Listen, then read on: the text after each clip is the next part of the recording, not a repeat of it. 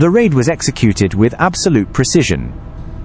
In the early hours of a grey Manchester morning, tactical units descended on a quiet residential street in Middleton. They had the warrants, the intelligence, and the element of surprise. Teams breached the doors of multiple properties simultaneously, aiming to decapitate a criminal organization that had been flooding the region with illicit substances for months. They arrested the foot soldiers. They detained the lieutenants. They secured the evidence, but when the dust settled at the primary target's address, the handcuffs remained empty. Thomas Hunt, the man at the center of the web, was gone. Hunt is now one of the most sought-after fugitives in the United Kingdom. To the public, he might look like an ordinary 48-year-old family man, born and raised in the local area. But to Detective Superintendent Joseph Harrap and the Greater Manchester Police's Critical Wanted Unit, he is a Phantoma-calculated mastermind who ran a multi-million-pound operation from a terrace house on Bonnie Brow Street. For months, surveillance teams had tracked the movements of his network, photographing vehicles and logging mobile signals, building a picture of a syndicate that moved vast quantities of Class A contraband from the city streets to the English Channel.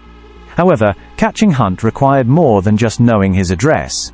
He was a student of history, specifically the criminal history of the Northwest. He had observed the downfall of his predecessors and tailored his methods to ensure he didn't share their fate. To understand the sophistication of Hunt's escape, we must first look at the vacuum he stepped in to fill a void, left by the collapse of a previous empire run by a man named Jaime Rothwell. A few years prior, Rothwell had been the kingpin of the region.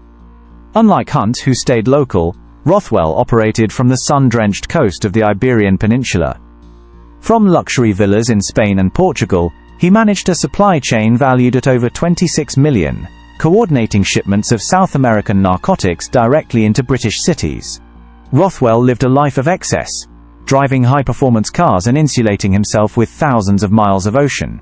He believed he was untouchable, not just because of the geography, but because of his technology. Rothwell's command center relied entirely on EncroChat, a secretive, encrypted communication network used almost exclusively by the underworld. These modified Android devices, stripped of GPS and cameras, cost thousands of pounds and offered military-grade encryption. They allowed figures like Rothwell to send orders, arrange logistics, and authorize acts of severe intimidation without fear of interception. It was a digital fortress that made law enforcement blind and deaf to their operations.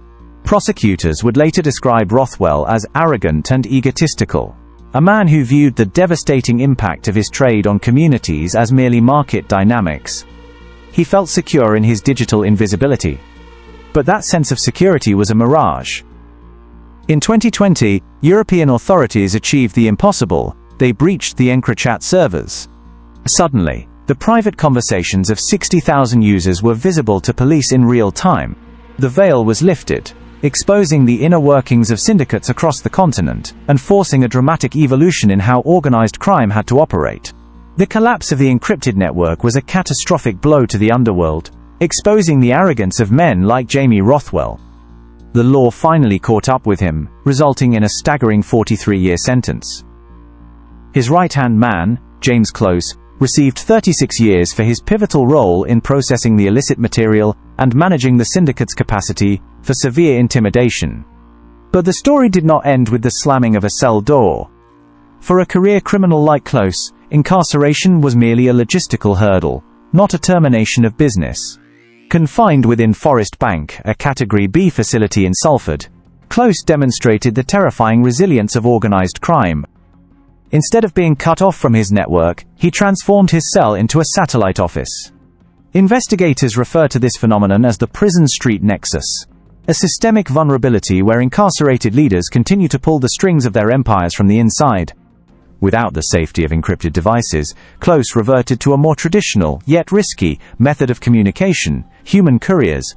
This is where the tragedy of Lisa Prescott unfolds. Prescott became the physical bridge between Close's confinement and the active streets of Manchester. During visits, instructions were passed. Outside the prison walls, those orders were executed. She was the conduit for a continuing conspiracy, unwittingly or otherwise weaving herself into the fabric of a serious criminal enterprise. However, this reliance on human connection proved to be Close's undoing. Unlike digital messages which can be deleted, physical presence leaves a trace. When police raided a key location linked to the group's logistics, they discovered latex gloves used during the handling of the product. Forensic analysis recovered genetic material from those gloves' DNA that belonged to Lisa Prescott.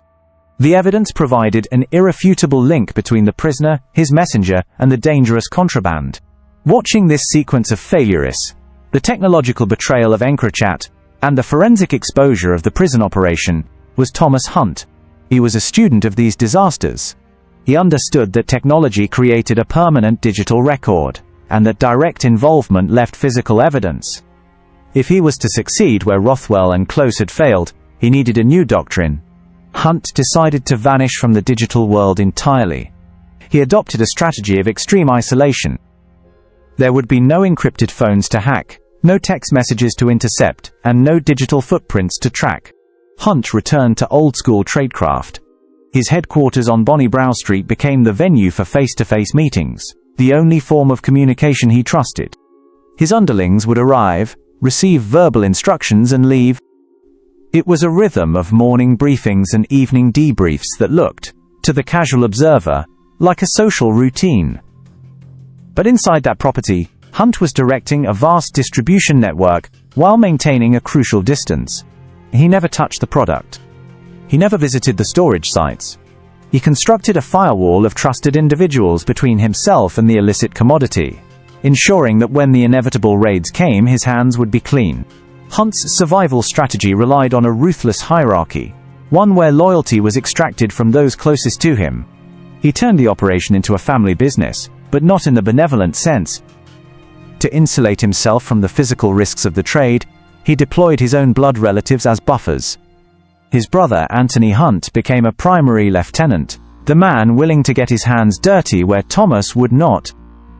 Anthony oversaw the processing and packaging, handling the raw materials that would eventually be sold on the streets. Alongside him was their cousin, Dylan Robinson, who managed the chaotic logistics of distribution. These two men absorbed the daily jeopardy of the operation, shielding the mastermind from the tangible evidence of his crimes. The police began to map this structure, identifying a network that had outgrown the confines of Greater Manchester. Hunt had implemented a county lines model, a predatory strategy that exports illicit substances from major urban hubs to smaller, less guarded towns. The tendrils of his organization stretched an astonishing 250 miles south, all the way to Gosport on the English Channel. This was a calculated expansion. By targeting a coastal town far removed from his base, Hunt tapped into a market with less competition and high demand. The man entrusted with this southern outpost was Liam Marin. Far from being a mere courier, Marin was armed. When authorities eventually breached his stronghold, they recovered a shotgun, a stark reminder that this business was protected by the threat of lethal force. This discovery confirmed that the group was not just moving product. They were holding territory. The scale of the commerce was immense. Investigators calculated that in a mere 6-month window, the cell generated a turnover of nearly 1.8 million. They were diversifying their portfolio, trafficking not just the high-margin glamour powders, but also substances that locked users into devastating cycles of dependency, alongside party drugs destined for the club scene. Yet knowing the hierarchy and proving it are two very different challenges. Hunt had been meticulous. He left no digital trail and touched nothing illicit. But the forensic team found the cracks in his armor. The breakthrough came not from a phone but from the microscopic traces left behind by the people he used. Anthony Hunt's DNA was identified on the packaging of the product itself, a direct forensic link between the brother and the contraband. The glove that implicated Lisa Prescott was just one piece of a growing puzzle. Simultaneously, financial investigators were following the money. Illicit cash is bulky and incriminating. It must be moved and cleaned. By tracing a complex web of bank transfers, withdrawals and payments that mirrored the timeline of drug shipments, police built a circumstantial cage around the group. They correlated spikes in financial activity with the movements of the couriers. They watched the face-to-face meetings at Bonnie Brow Street and matched them with the distribution patterns. The investigation, which had spanned months of silent observation, had finally gathered enough density to strike. The net was no longer just closing. It was ready to be pulled tight. October 2024 marked the end of the observation phase and the beginning of the takedown. Greater Manchester Police coordinated a series of simultaneous raids designed to overwhelm the network before warnings could be sent, or evidence destroyed. Teams struck the processing factory on Moss Bank, seizing 11 kilograms of high-purity material, industrial pressing equipment, and the packaging that would have turned the bulk powder into thousands of street deals. At other locations they recovered significant quantities of other illicit substances, along with $75,000 in cash, the working capital of the empire. Most disturbingly, they found over 200 rounds of viable ammunition, a stockpile that suggested the gang was preparing for a conflict far more severe than turf wars. The operational success was undeniable.